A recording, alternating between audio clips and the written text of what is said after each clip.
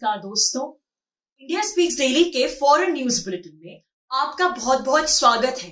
मैं हूं आपके साथ रति अग्निहोत्री। इस बुलेटिन में हम आपको लगातार जानकारी देते रहेंगे देश और दुनिया से जुड़ी तमाम खबरों के बारे में कि किस प्रकार से विश्व के भू राजनीतिक समीकरण तेजी से बदल रहे हैं और इन बदलते हुए समीकरणों के बीच भारत कितनी महत्वपूर्ण भूमिका निभा रहा है। तो शुरुआत करते हैं आज के बुलेटिन से। हांगकांग वासी अब ब्रिटेन की ओर रुख कर रहे हैं और ये लोग सिर्फ वहां पढ़ाई के लिए या काम करने के लिए या फिर बिजनेस स्थापित करने के लिए नहीं जाना चाहते, बल्कि बाकायदा वहां के नागरिक बनना चाहते हैं। ब्रिटिश सरकार ने हांगकांग वासियों के ब्रिटिश नागरिक बनने के रास्ते काफी आसान कर दिए हैं। ब्रिटिश सरकार के नए नियमों के अनुसार जिन हांगकांग वासियों के पास ब्रिटिश नेशनल ओवरसीज पासपोर्ट है, वे अपने परिवार वालों के साथ बिना किसी नियम कानून ब्रिटेन आके रह सकते हैं, पढ़ाई कर सकते हैं, कोई जॉब ढूंढ सकते हैं या फिर कोई अपना बिजनेस ही शुरू कर सकते हैं। और जब वो यहाँ रहना शुरू कर देंगे तो 5 साल की अवधि के बाद, 5 साल की समय सीमा के बाद वे ब्रिटेन की नागरिकता के लिए भी अप्लाई कर सकते हैं। ब्रिटिश नेशनल ओवरसीज वीजा की प्रक्रिया हाल ही में खुली है और जैसा कि हमने कहा, ये जो ब्रिटिश नेशनल ओवरसीज वीजा है, इसके लिए वो हांगकांग वासी अप्लाई कर सकते हैं जिनके पास ब्रिटिश नेशनल ओवरसीज पासपोर्ट है। तो बस हांगकांग में चीनी सरकार द्वारा कार्यान्वित दमनकारी नीतियों से बचने के लिए हांगकांग वासी बड़ी संख्या में ब्रिटेन की ओर रुख कर रहे हैं, ब्रिटेन जा रहे हैं। वे हांगकांग से बचकर बाहर निकलना चाहते हैं और ब्रिटेन में जाकर बस जाना चाहते हैं। हांगकांग में 2019 में जबरदस्त जन आंदोलन छिड़ा था चीन की तानाशाही के खिलाफ। ये आंदोलन जो ये हांगकांग में प्रजातंत्र की मांग कर रहा था, यही इसकी मुख्य मांग थी। और 2020 में भी काफी समय तक ये आंदोलन चला, लेकिन अंततः चीनी सरकार ने इस आंदोलन को दबा दिया, इसको कुचल दिया।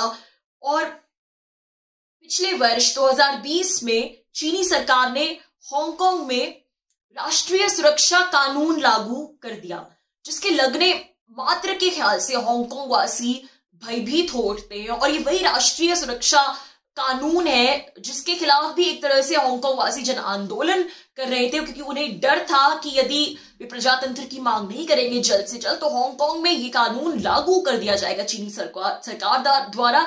और देखिए वही हो गया, हांगकांग में राष्ट्रीय सुरक्षा कानून लागू हो गया।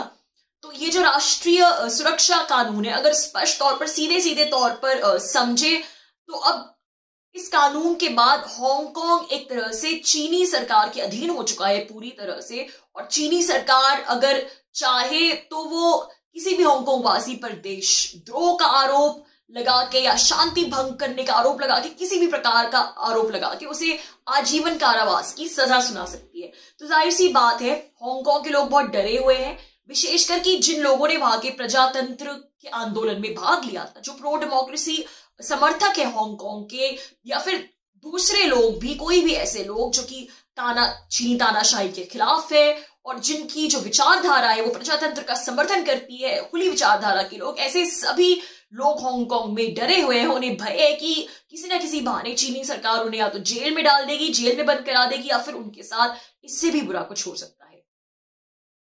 चीन हांगकांग को लेकर पूरी तरह से खुले में आ गया है। 2013-14 में भी हांगकांग में अम्ब्रेला मूवमेंट नाम से एक जन आंदोलन हुआ था, जिसे चीनी सरकार ने बुरी तरह से कुचल दिया था, दबा दिया था। और फिर 2019 में जो जन आंदोलन हुआ उसका भी चीनी सरकार ने यही हश्र किया। लेकिन अब की बार स्थिति फर्क थी। जो 2019 का जन आंदोलन था उससे पूरा अंतरराष्ट्रीय समुदाय जो था वो हांगकांग के मुद्दे को लेकर चीन के खिलाफ हो गया। इस आंदोलन को पूरे विश्व का, विशेषकर कि अमेरिका का बहुत सपोर्ट मिला, बहुत सहयोग मिला। और अंतरराष्ट्रीय मीडिया ने भी चीन के खिलाफ, चीन के विरुद्ध खुलकर लिखा, जो चीन की भूमिका रही हांगकांग के इस जन आंदोलन को दबाने में, और खासकर कि इस भूमिका की ही बहुत आलोचना हुई। और इसीलिए जो ब्रिटेन ने हांगकांग वासियों को नागरिकता देने का निर्णय लिया है, इससे चीन बुरी तरह बौखला गया है, क्योंकि जैसा कि हमने कहा कि अंतरराष्ट्रीय मत जो है वो चीन के विरुद्ध है जहां तक हांगकांग मुद्दे की बात है। जिस प्रकार उसने हांगकांग के लोगों की स्वतंत्रता को कुचला, इस जन आंदोलन को दबाया है और राष्ट्रीय सुरक्षा कानून जो लागू किया है उसके खिलाफ सिर्फ ब्रिटेन नहीं बल्कि विश्व के काफी देश हैं।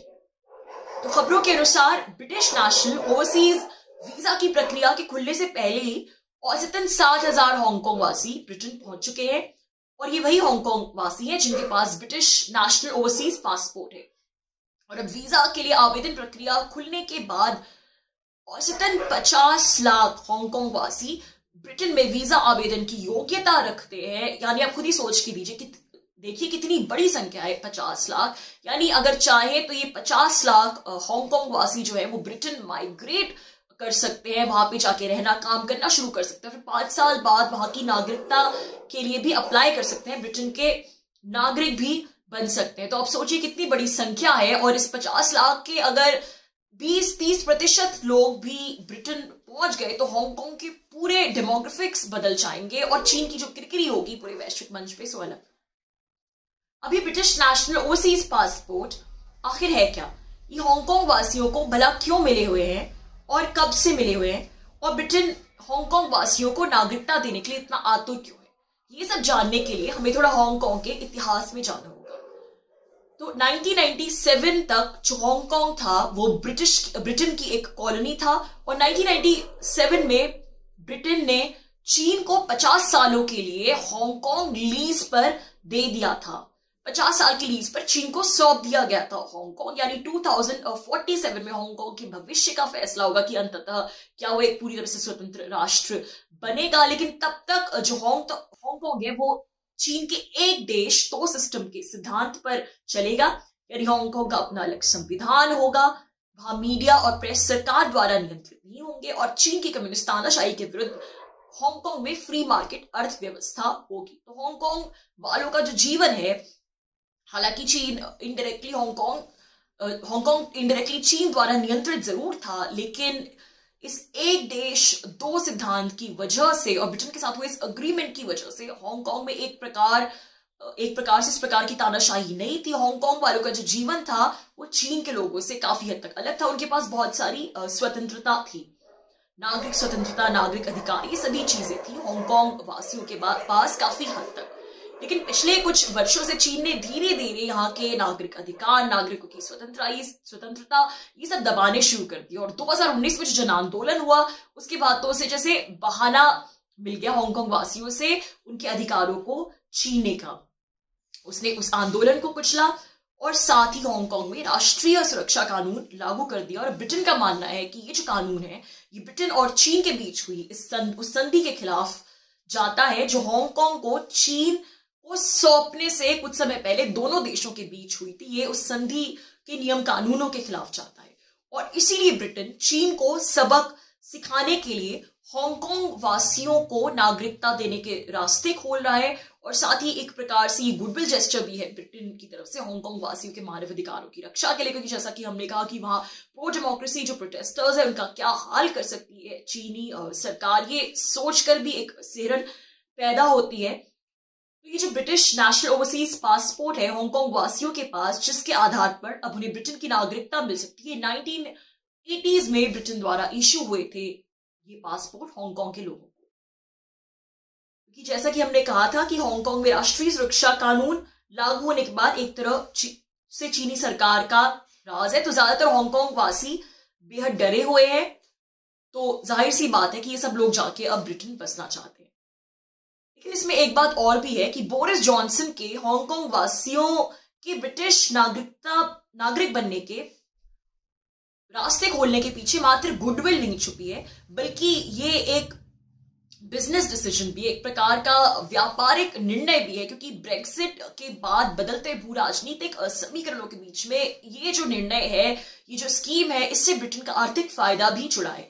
क्योंकि हांगकांग वासियों का जो ब्रिटेन की ओर माइग्रेशन है ये एक सामान्य माइग्रेशन से काफी अलग है। सामान्य तौर पर आप देखेंगे कि जो विस्थापित लोग होते हैं, जो माइग्रेंट्स होते हैं, जब मास एक्सोडस होता है तो वह अधिकतर किसी ऐसे देश से आते हैं जहां पर गृह युद्ध छिड़ा हो और ये सभी लोग बेहद गरीब, बेबस, लाचार होते हैं, इनके पास अपना कोई सामान नहीं होता और ये पूरी तरह से जहां भी ये माइग्रेट कर रहे हैं पूरी तरह से ये होस्ट कंट्री पर निर्भर होते हैं स्वास्थ्य सेवाओं के लिए, रहने खाने हर तरीके की सेवाओं के लिए। तो इनकी हालत काफी दयनीय होती है और ये विचार तो मन में आ ही नहीं सकता उस कंट्री के कि किसी प्रकार से ये उसकी अर्थव्यवस्था को कोई लाभ पहुंचाएंगे, कोई फायदा पहुंचाएंगे। लेकिन जो हांगकांग का ये जो माइग्रेशन है ये इससे बिल्कुल अलग है, काफी अलग है। हांगकांग एक बहुत ही संपन्न देश है और यहाँ के नागरिक ज्यादातर आर्थिक रूप से संपन्न पढ़े लिखे लोग हैं। तो जाहिर सी बात है कि जब ये लोग ब्रिटेन की ओर रुख करेंगे तो इनके पास काफी पैसे भी होंगे, अपनी सारी सेविंग्स ले जाएंगे ब्रिटेन में और ब्रिटेन में जाके रहने के लिए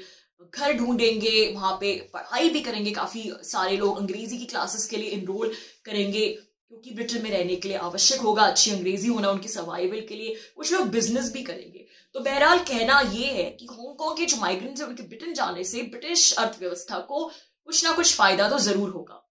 खबरों के अनुसार ब्रिटेन के स्वयं के अनुमान के मुताबिक औसतन 1,54,000 हांगकांग वासी साल भर के भीतर ब्रिटेन जा सकते हैं और 5 सालों के भीतर तकरीबन 3,22,000 हांगकांग वासी ब्रिटेन आ सकते हैं, जिससे ब्रिटेन की अर्थव्यवस्था को 2.9 बिलियन पाउंड्स यानी $4 बिलियन का नेट बेनिफिट होगा। इसका एक और पहलू यह भी है कि ब्रेक्जिट के बाद अब यूरोपीय देशों के वर्कर्स उस प्रकार से ब्रिटेन में काम नहीं कर सकते जैसा कि पहले करते थे। तो जाहिर सी बात है कि बहुत से सेक्टर्स को लेकर ब्रिटेन को वर्कर्स की जरूरत पड़ेगी, मैन पावर की जरूरत पड़ेगी। तो जो युवा हांगकांग वासी हैं जो ब्रिटेन की तरफ माइग्रेट करेंगे, उनसे ब्रिटेन की इन आवश्यकताओं की पूर्ति भी हो सकती है। तो कहने का मतलब यह है कि हांगकांग वासियों को नागरिकता देना ब्रिटेन के लिए कोई मात्र समाज सेवा नहीं है, बल्कि उपनिवेशक दृष्टि से भी उसके लिए फायदे का निर्णय है। चीन ब्रिटेन के इस फैसले से बुरी तरह बौखलाया हुआ है। अगर वाकई में हांगकांग से ब्रिटेन की तरफ मास एक्सोडस होने लगा, जैसा कि हमने आपको संख्या बताई थी, इतनी बड़ी संख्या में हांगकांग वासी एलिजिबल है, 5,50,00,000 हांगकांग वासी एलिजिबल है, तो आप खुद ही सोच सकते हैं कि चीन के अंतर्राष्ट्रीय मंच पर किस प्रकार से किरकिरी होगी, उसका मजाक बनेगा। और फिर दूसरे मुद्दों को लेकर, चाहे वो ताइवान का मुद्दा, तिब्बत का मुद्दा, इन मुद्दों को लेकर भी उस पर अंतर्राष्ट्रीय दबाव, अंतर्राष्ट्रीय प्रेशर बहुत ज्यादा बढ़ जाएगा। क्योंकि जब हांगकांग में लोग ही नहीं रहेंगे तो फिर चीन का भी हांगकांग पे आधिपत्य स्थापित करने का क्या औचित्य रह जाएगा। तो चीन ने ब्रिटेन को एक चेतावनी दे डाली है कि वो जो कुछ भी कर रहा है उसके परिणाम अच्छे नहीं होंगे, और इस बात की धमकी भी दी कि वो ब्रिटिश ओवरसीज पासपोर्ट को मान्यता देना बंद कर देगा। बल्कि खबरों के अनुसार चीन ने ऐसा करना शुरू भी कर दिया है।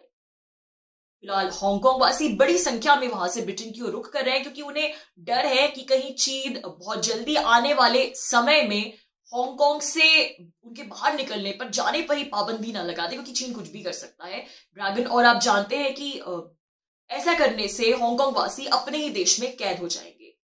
तो इसीलिए जल्दी से जल्दी बड़ी से बड़ी संख्या में हांगकांग वासी ब्रिटेन जाना चाहते हैं। और चीन के लिए मुश्किलें और भी बढ़ती जा रही है क्योंकि ब्रिटेन के बाद अब अमेरिका भी हांगकांग के इमिग्रेंट्स को अमेरिका में स्वीकार कर उन्हें अमेरिकी नागरिक बनाने के रास्ते खोलने की बात पर विचार कर रहा है। अमेरिका के secretary of state Antony Blinken ने राष्ट्रीय सुरक्षा कानून लागू लगाने के उसके फैसले को लेकर ड्रैगन को खरी खोटी सुनाई है और एक इंटरव्यू में यह भी कहा है कि जो लोग चीन के अत्याचार से बचने के लिए हांगकांग छोड़ना चाहते हैं, अमेरिका को भी उन्हें शरण देने हेतु, उन्हें असाइलम देने हेतु विचार करना चाहिए। तो दोस्तों, आज के लिए बस इतना ही। बहुत जल्द आपसे फिर भेंट होगी कुछ नई खबरों के साथ। तब तक के लिए अनुमति दीजिए। नमस्कार।